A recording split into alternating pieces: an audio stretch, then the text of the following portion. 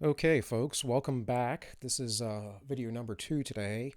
I probably won't be putting anything else out again until Friday, as I'm in the middle of doing some research for the next video I'm trying to get out. I did want to read, though, to you this article published by Michael Flynn that was in the Western Journal. This is an op-ed. I don't really care what you think of Michael Flynn. I believe that if you are someone who is probably thinking that he's a horrible person, you don't know or haven't read about his record and how impeccable it's been, or that he is not wanting to fight these global wars, that he has been thrown under the bus for various reasons. And the only reason why he got in trouble essentially uh, was because he had his son threatened by thugs and bullies within the FBI and the DOJ. So, as that is, let's read this op ed. It's called Exclusive from General Flynn. If we don't act, 2% of the people are about to control the other 98%. So this was published on June 29th, 2020. Quote, I was once told if we were not careful, 2% of the passionate will control 98% of the indifferent 100% of the time. The more I've thought about this phrase, the more I believe it. There is now a small group of passionate people working hard to destroy our American way of life. Treason and treachery are rampant, and our rule of law and those law enforcement professionals who uphold our laws are under the gun more than any time in our nation's history. This passionate 2% appear to be willing, despite there being countless good people trying to come to grips with everything else on their plates. Our silent majority, the indifferent, can no longer be silent. If the United States wants to survive the onslaught of socialism, if we are to continue to enjoy self-government and the liberty of our hard-fought freedoms, we have to understand there are two opposing forces. One is the children of light, and the other is the children of darkness. Now, I don't know if you saw the letter from Cardinal Vigano to President Trump that came out a little while back, but he used similar language. This idea is dispersed throughout the Bible, especially the New Testament. But it is also just a deeper philosophical idea of who wants to do right and right by the people and right to his fellow man, which would be the children of light, and the children of darkness are those who want power and tyranny to reign, who want to restrict your life and control you. Continuing, as I recently wrote, the art of exercise of self-governance require active participation by every American. I wasn't kidding. And voting is only part of that active participation. Time and again, the silent majority have been overwhelmed by the audacity and resolve of a small, well-organized, passionate groups. It's now time for us, the silent majority, the indifferent, to demonstrate both. The trials of our current times, like warfare, are immense and the consequences severe, and these seem inconquerable. As a policewoman from Virginia told me, people don't feel safe in their homes. And our police force is so demoralized we cannot function as we should. In my 23 years with my department, I have never seen morale so low. Now, I used to work for a sheriff's department at a county jail, so it wasn't directly, or it's law enforcement, but I wasn't on the streets. But I did know many people who had become cops, and then I did some private security later on that dealt with law enforcement. Um, I can tell you it is not an easy job. Most people just have no clue.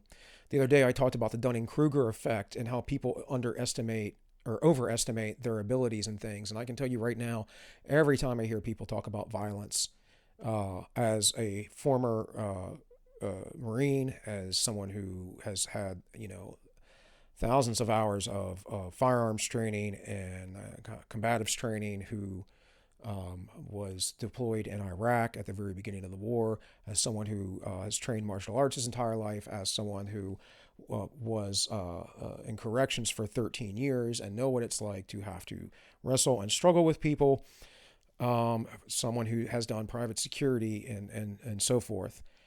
Most people have no clue what they're talking about. Most people have no idea how to fight. They're overconfident about it. It's why, we see things like propaganda from Hollywood where we see like little 110-pound women, knock out big men. Is it possible? It's absolutely possible. You can train to generate a ton of power if you know what you're doing. Is it likely? It's probably not so likely that a 110-pound woman is going to knock out a 220-pound man. I'm not a big guy myself, and I wouldn't dare necessarily say that I would want to fight someone bigger than me, and I have many a times. And the only saving grace is that I've always been better because I'm well trained, or I've had other people helping me. So, with that said, a lot of the stuff that's going on about the police right now, I think there are issues with, but we cannot forget that their job is tough, that you don't do their job. I think police brutality is certainly an issue, but it's not as bad as people like it to be. And there are other factors that contribute to this, not just the people perpetrating crimes, but social policies that we have that essentially keep our America's economic status in certain sectors low, as well as things like the drug war, which essentially incarcerates people for doing something with their own body, and is completely unconstitutional. Anyways, now that I'm done with that rant, moving on with the text. Another woman from Mississippi told me that we need our leaders to drop a forceful hammer. People are losing patience. It simply must be stopped. Laws must be enforced. No one is above the law. Don't fret. Through smart, positive actions of resolute citizen patrols, we can prevail. Always keep in mind that our enemy, these dark forces, invariably have difficulties of which we are ignorant. For most Americans, these forces appear to be strong. I sense they are desperate. I also sense that only a slight push on our part is all that is required to defeat these forces. How should that push come? Prayers help and prayers matter, but action is also a remedy. Our law enforcement professors, from the dispatcher to the detective and from the cop to the commissioner, are a line of defense against the corrupt and the criminal.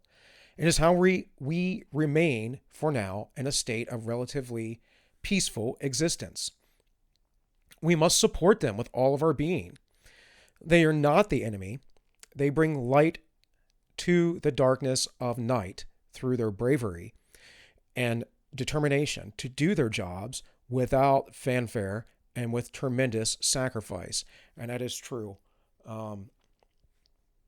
People that work corrections, for instance, you're dealing with, depending on what kind of shifts you're doing, 8 to 12 hours a day, maybe even 16 hours a day if you're pulling double shifts like I often did. You are you are in a thankless job, and you're dealing with people that are criminals. Not all of them are horrible people or bad people. A lot of them just make mistakes, but a lot of them, the career criminals, they're always trying to get at you, get over on you, psychologically manipulate you. So again, just most people need to shut up and listen. And I hate to be so forceful about this, but you need to shut up and listen to the people that do these jobs, or go on a ride along.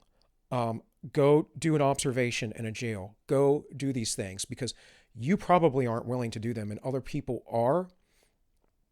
And I'm not saying that all cops are great.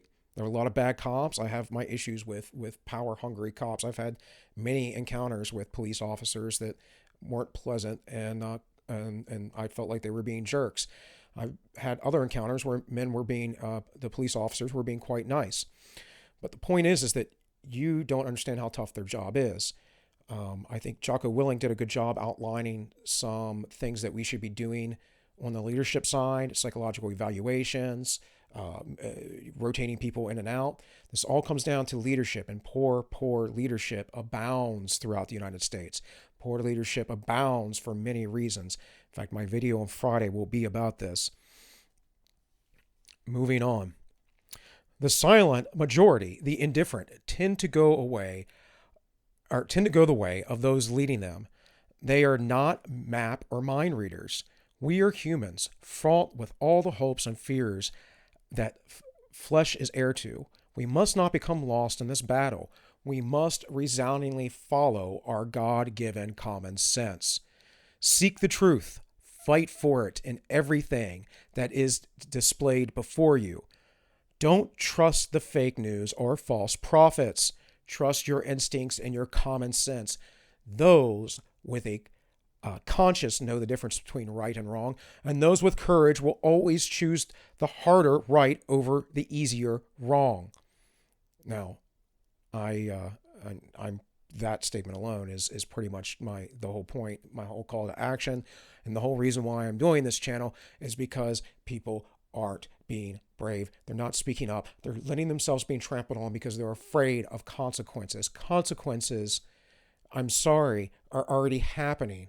And if you want to be afraid of the consequences that may come, you need to think deeply about the consequences that are happening currently. Continuing, I believe the attacks being presented to us today are part of a well-orchestrated and well-funded effort that use racism as a sword to aggravate our battlefield dispositions. This weapon is used to leverage and legitimize violence and crime, not to seek or serve the truth. The dark forces, weapons formed against us serve one purpose: to promote radical social change through power and control. Socialism and the creation of a socialist society are their ultimate goal. This is absolutely correct. There are numerous documents, there are numerous statements, interviews. If you are not understanding that this is reality, you have your head in the sand, ladies and gentlemen. Your head is in the sand. This is absolutely what this is. That's what this whole social justice movement is about. That's what the whole third wave radical feminist movement is about. It's what postmodernism is about. It is about Marxist control, socialist agendas, and they will not help you in the end. I am telling you, what happens in every single case is people become poor. And people will point to countries like in Scandinavia, like Sweden, and Sweden was a very, very rich country. It became socialist and it left socialism. And the reason why it did is because it became very, very poor. Suddenly, increasingly. Now, do they have some social programs? Yes. Most of them are privatized, believe it or not. They're not government run. But the ultimate goal of these people is to bring about a socialist utopia because they do not like that other people are in power or in control. They do not like that you get to have your own thoughts and your own freedoms. They want to tyrannize you. And those who maybe do not want that, but are going along because they believe that this is the moral or just thing to do, they are the useful idiots that Yuri Bezmenov said would be lined up against the wall first and murdered. And this is not nonsense, folks. This is history that's been repeating over and over and over again. And you have failed to learn from it, which is why we are allowing this to happen now. Back to the text. They are also intent on driving God out of our families, our schools, and our courts. They're even seeking the very removal of God from our churches, essentially hoping to remove God from our everyday lives. This is important too, because the reason why this must be done is because they need themselves to become gods. They need the state to be your God. This goes back to Nietzsche. Zarathustra came down from the mountain and he says, God is dead. And he says this not in victory, but he says this in a way that is horrible, that is sorrowful. And Nietzsche understood that something was going to have to come along to replace it. And what came along to replace it? The state. The same thing happened in the French Revolution. The same thing happened in the Russian Revolution. It happened with the Maoists. It happened again and again and again. And again, you are not learning your lessons. You're not learning your history, people. Understand these things. Back to the text. Remember, we will only remain united as one nation under God. And yes, there is a resistance movement by the forces of darkness. However, we must also resist these onslaughts and instead take an optimistic view of our situation. Like war, optimism can be pervasive and helps to subdue any rising sense of fear. We must, however, be deliberate about our optimism. Otherwise, we may get lost in discouragement and despair of any failings we encounter. And failings will occur, people. Failings always occur. It's the struggle of life is 2 steps forward, 1 step back. I think one day I'm going to have to go over the story of Colonel Sanders, your favorite chicken guy. He had one hell of a story of 2 steps forward, 1 step back. I believe J.C. Penney was another one. But let's go on with this text here.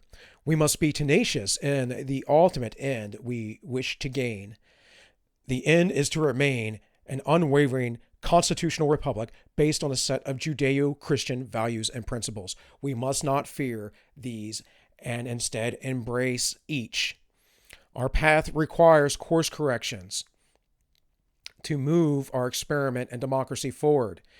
We should fight and reject the tried and failed political paths and instead pursue a more correct path that shines a bright light on liberty, a path with greater and greater control of our livelihoods instead of being controlled by fewer and fewer of the too long in power politicians. They have discarded us like old trash. And I'm telling you, nearly every single one of them does not care about you. That is the reality. At least any of those that have any notoriety, any fame, any actual power, they probably could care less about you. What they do care about is their notoriety, their fame, and their power, and how they get to dictate your life, how they can decide on a moment's notice what you must think, do, say, how you must live. And I'm sorry, but the world is too complicated, and people are too complicated for such a thing to happen. We have a government founded in one of the greatest ideas ever of any government, and that is liberty. And we've had to make course corrections, but this liberty is so important. Back to our text.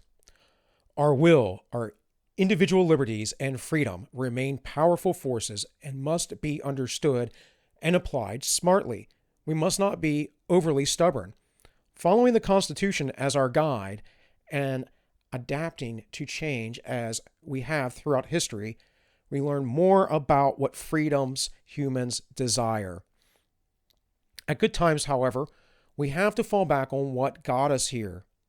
We cannot afford to lose our God-given human rights and the strong inner desire of freedom to choose and to breathe the fresh air of liberty. We must stand up and speak out to challenge our so-called leaders of government. We put them in charge. We can remove them as well. It is through our rights and privileges as American citizens that we challenge the political class and leverage our election process so we, the people, can decide who will govern. We must not allow a small percentage of powerful to overtake our position on America's battlefield. We, as free-thinking and acting individuals, must control how we will live and not allow a few passionate others to change our way of life. To the silent and currently indifferent majority, wake up. America is at risk of being lost in a dustbin of history to socialism. The very heart and soul of America is at stake. In war, as in life, most failure comes from inaction. We face a pivotal moment that can change the course of history and our nation. We, the people, must challenge every politician at every level. We must also stand and support our law enforcement professionals. They are the pointy end of the spear defending us against anarchy. Now is the time to act. And that was General Flynn, ladies and gentlemen. I think that was an amazing article. It's why I wanted to do this video. I don't want to focus a lot on current events so much as philosophy, political philosophy, moral philosophy, history, and things of that nature with this channel. But I also started this channel because of the things going on in the world today. And I am but one voice. General Flynn is but one voice. We need more voices. I know there's a lot of censorship out there. There are ways to get around that. There are other platforms, and platforms like Parler are growing. But this cannot go on. This is not a good life for people. It is not a good life for society, and it's not a good way to have continued prosperity. Now, I know some people out there are worried about other things like, climate change. Well, I'm sorry, that's always going to happen, and human beings will always adjust. I know some people are worried about things like peak oil, which they've predicted time and time again. It just hasn't come yet. I know people are worried about other environmental issues like overfishing and all that. These are things that get corrected over the course of time. These aren't things to be hysterical about. And that is at the core of this issue that is going on in America. We have a lot of hysteria. We have a lot of ill-educated, uneducated people. We have a propaganda machine that is insane in this country. We have globalists that have been working behind the scenes for over a century now. Over a century. At least since Woodrow Wilson in this nation. It is absolutely insane how deep these things go. And then the propaganda machine, if you talk about it, calls you a conspiracy theorist or a far right winger. Well, I'm sorry that, I'm such a horrible person for wanting you to be wealthy, prosperous, happy, have a family, and basically be left alone as much as possible by the government. I want you to have a good moral structure and foundation. I don't want people attacking people in the street. I want to see people raised to a level, an even greater level of prosperity than this country has reached. And I personally believe that a lot of this is because we do have so much prosperity that people just simply don't have enough real problems in their life. Now, I'm not saying that there aren't real problems. Look, I was injured about a year and a half ago, almost 2 years ago now. I could barely walk. I couldn't stand for more than 10 minutes. This was for an entire month. I had quit my job to return to school to go full time, and I had planned out my funds, and I didn't do so well with them. I was more liberal with them than I should have been. And so I needed a job. And during that job, I got hurt. And then I had to take, time off from that job. And I was barely making money at all. And I had to ask for help. I had to ask people for charity. I had to renegotiate my mortgage. I had to do all kinds of things. But I was willing to do whatever I needed.